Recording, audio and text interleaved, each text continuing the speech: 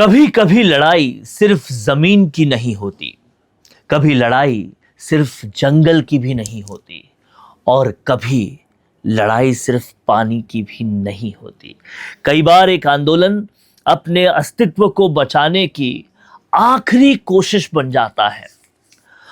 और इन दिनों जो उदयपुर में, मेवाड़ में हो रहा है, वो ऐसा ही कुछ नजारा देखने को मिल रहा है।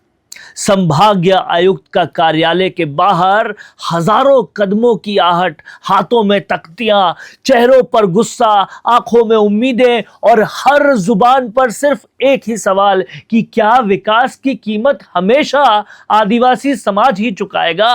आदिवासी कोई मजाक है क्या? नमस्कार दोस्तों, आप देख रहे हैं द फैक्ट इंडिया। मेरा नाम है वरुण भंसाली।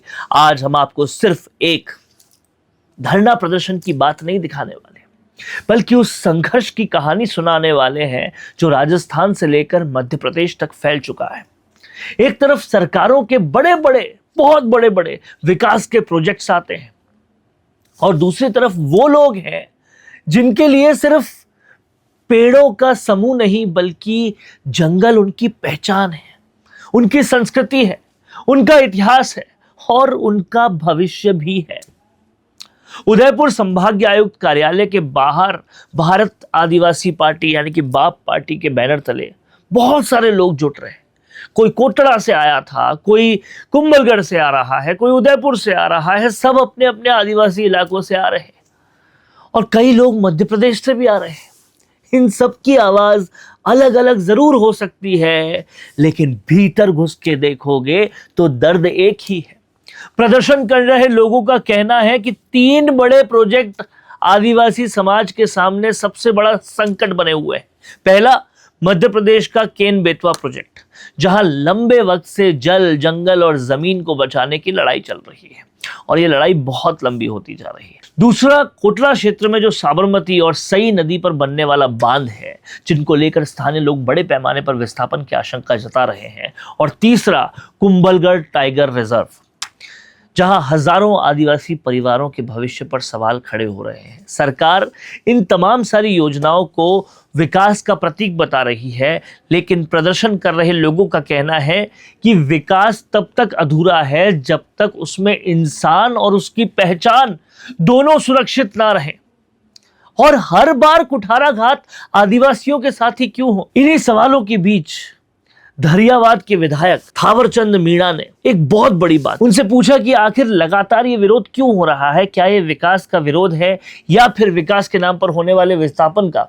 उनका जवाब साफ था। उन्होंने बोला, हम विकास विरोधी नहीं है। अगर स्कूल बनते हैं, अस्पताल बनते हैं, सड़कें बनती है और लोगों को बेहतर सुविधाएं मिलती है, तो उसका सबसे ज्यादा स्वागत आदिवासी समाज ही करेगा।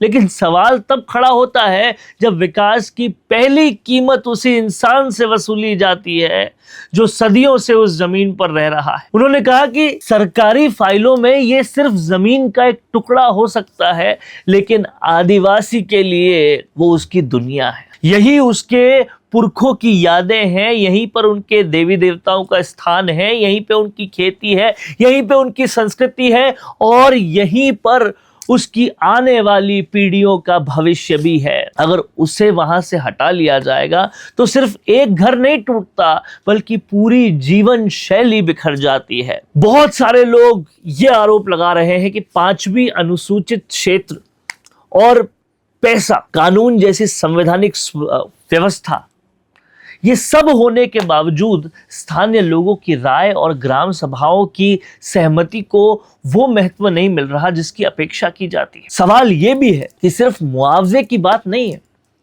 सवाल यह है कि इंसान को उसकी जमीन से हटाया जाएगा, क्या उसके जीवन को भी उतनी ही गंभीरता से दोबारा बसाया जाएगा? क्या उसके बच्चों का भविष्य सुरक्षित होगा? क्या उसकी संस्कृति बच पाएगी? और क्या उसके पुरखों के जुड़ा जो रिश्ता था वो वापस कायम रह पाएगा? यही सवाल आज इस पूरे आंदोलन की सबसे बड़ी आवाज बनकर उभरा है। लेकिन कहानी यहीं खत्म नहीं होती, क्योंकि इसी आंदोलन के दौरान कुछ ऐसे दावे भी किए गए जिन्होंने पूरे मुद्दे को और ज्यादा राजनीतिक बना दिया। आखिर क्यों कहा जा रहा है कि आदिवासियों को दूसरी जगह जमीन दिला दी जाएगी और दूसरी जगह जमीन दिखाकर उनके संवैधानिक अधिकारों को खत्म करने की कोशिश की जा रही, और आगे इस आंदोलन की रणनीति क्या होगी ये भी समझना पड़ेगा। हालांकि ये हम समझेंगे आने वाले वीडियोस में, लेकिन देखने वाली बात यह है कि आदिवासियों के साथ ये कुठाराघात और बर्दाश्त नहीं किया जाएगा। अपना पॉडकास्ट शुरू करना चाहते हैं और चाहते हैं कि पहले दिन से उसे लाखों लोग देखें, तो अब ये पॉसिबल है जयपुर में। जयपुर का सबसे तेजी से बढ़ता हुआ digital news channel the fact India आपके पॉडकास्ट को वर्ल्ड क्लास बनाने के लिए जयपुर के बीचों बीच श्याम नगर में लाया है world class podcast setup, green screen setup, उसे शूट करने के लिए best state of the art facilities, editor से लेके लाखों फॉलोअर्स और करोड़ों वाली रील्स वाला यूट्यूब चैनल, और ये सब आपको एक ही जगह पर मिलने वाला है। तो पूरी जानकारी के लिए आज ही व्हाट्सएप कीजिए इस नंबर पर।